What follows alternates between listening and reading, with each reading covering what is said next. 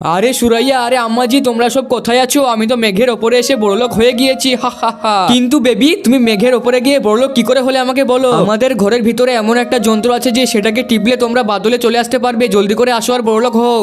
তাহলে চলো জলদি করে আমরা সেই যন্ত্রটাকে ধুঁড়ে ফেলি, তাহলে আমরা বাদলে যাব।